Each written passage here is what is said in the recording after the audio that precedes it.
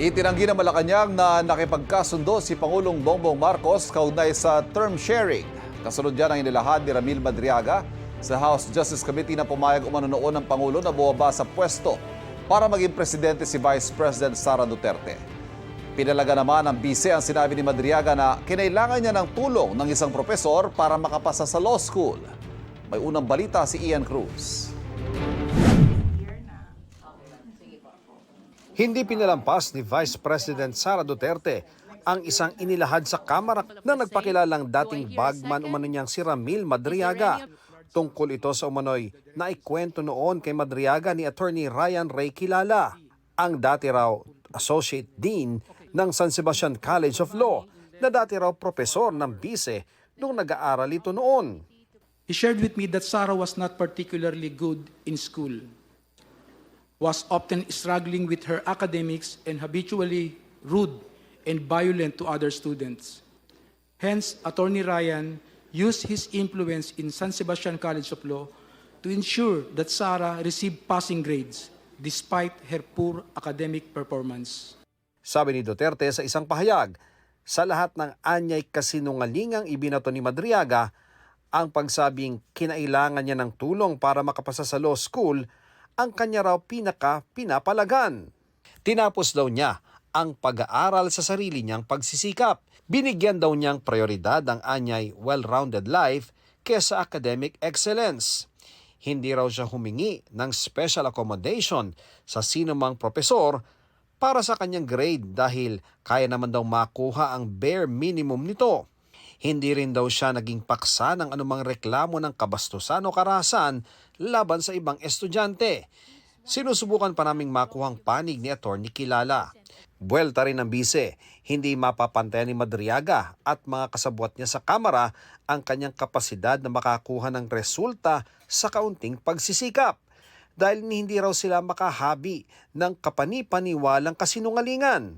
Sabi pa niya, kung may aligasyon daw ng panunuhol noong unang impeachment proceedings, ganito rin daw ang nangyayari ngayon. Ang iba pang testimonya ni Madriaga, minaliit din ng kanyang abogado, kabilangan tungkol sa pag-dispose umano ng 125 million pesos na confidential funds sa loob lang ng 24 oras. Wala siyang posisyon para malaman kung anong ginawa doon sa confidential funds. Buti sana kung taga VP SPG siya na pagkatiwalaan na i-manage itong confidential funds or itong mga DepEd security officer or OVP security officer. Then pag may sinabi siya tungkol kung saan napunta yung pera, 'di ba? Baka kapanipaniwala, pero somebody like Ramil Madriaga na outsider, walang katibayan na nagtatrabaho siya kay VP Sara maliban sa mga picture at video nung kampanya pa, wala po tayong mapupulot dyan. Pati na ang sinabi ni Madriaga na naroon siya ng pagpulungan ng umano'y planong pagpapatalsik kay Pangulong Marcos. Like itong mga term sharing agreement with BBM Kuno, mga ouster plot, mga assassination plot.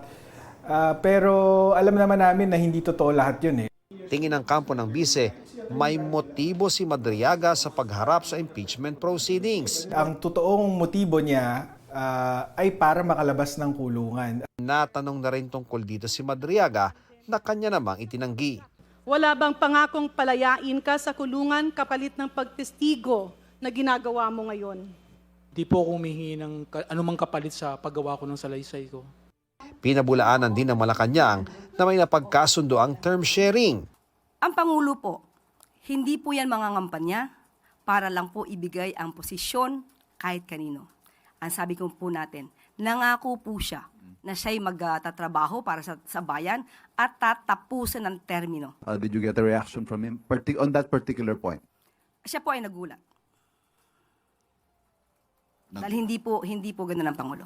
Sa bersyon ng kwento ni Senadora Amy Marcos, Mayo 2021 pa lang ay nag-uusap na silang tatlo at itinutulak daw nila noon na si VP Sara ang tumakbong presidente.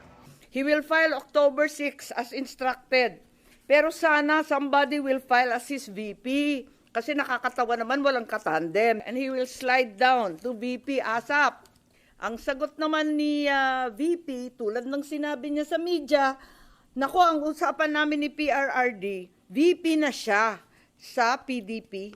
Ako, mayor na. November 12, ang liwanag naman ng statement ng aking kapatid. No to possible term sharing. Bakit magti-term sharing? Pinipilit nga namin na yung buong term, ang pagiging Pangulo, para kay Inday. Makikihati pa siya. Wala rin daw alam si dating Pangulong Rodrigo Duterte sa usapang ito, lalo't may sariling kandidato ang PDP laban. Bongbong, Pangulong Marcos, alam mo ang katotohanan. Andun ka. Magkasama tayo. Kung hindi mo ito ipinag-uutos, walang dahilan para hindi mo itama ang kasinungalingan na ito. Huwag mong konsintihin ang mga politikong ginagamit ang sinungaling na si Madriaga. Ano po ba ang kaalaman ni Senator Amy Marcos sa katotohanan? Hindi po ba dapat lumabas talaga ang katotohanan at madinig natin kung anong dapat sabihin ng sino mang witness? So wala makakapaghusga ngayon kung ano ang katotohanan at kung anong kasinungalingan. Ayon din sa palasyo, hindi na bago ang sinabi ni Madriaga na may banta sa buhay ng Pangulo o pagsabotahe sa kanyang administrasyon. Ipinauubayan na raw nila ito sa NBI. Ang mga reaksyon ng bise, inaasahan na raw ni House Committee on Justice Chairperson Jervil Luistro. Pero magpapatuloy raw ang kanilang proseso alinsunod sa mandatong ibinigay sa kanila ng konstitusyon. Sabi ni House Justice Committee member Terry Ridon, mas mainam kung sa impeachment proceedings banggitin ng bise ang mga pahayag nito, imbis na sa press statement o press con ng kanyang mga abogado. Isa pa lang sa mga ipinunto sa impeachment complaint laban sa bise, ang natalakay ng komite. Ito ang maling paggamit umano ng bise ng confidential funds ng Office of the Vice President at ng Department of Education noong kalihim siya nito. Pero ngayon pa lang, nakikita na raw ng ilang miyembro ng komite na mayroong probable cause para iakyat sa Senado ang reklamo para sa paglilitis. Nakakumbinsi raw sa kanila ang sinabi ng Commission on Audit na pinal na ang notice of disallowance sa 73 million pesos na confidential funds ng Office of the Vice President na ginastos noong 2022. Pinasasauli ng COA sa OVP ang pera dahil bigo raw itong sumunod sa Joint Circular Guidelines patungkol sa paggamit ng intelligence at confidential funds ng pamahalaan. Wala sa pagdinig si Duterte dahil pinili niyang huwag dumalo. Sabi ni Luistro, kung hindi mapasisinungalingan ng bise ang mga sinabi ng mga testigo.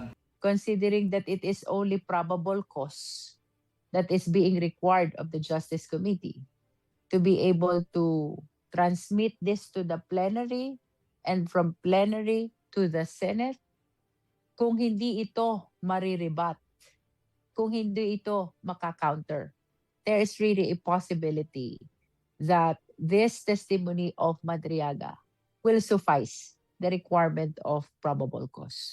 Ito ang unang balita, Ian Cruz, GMA News.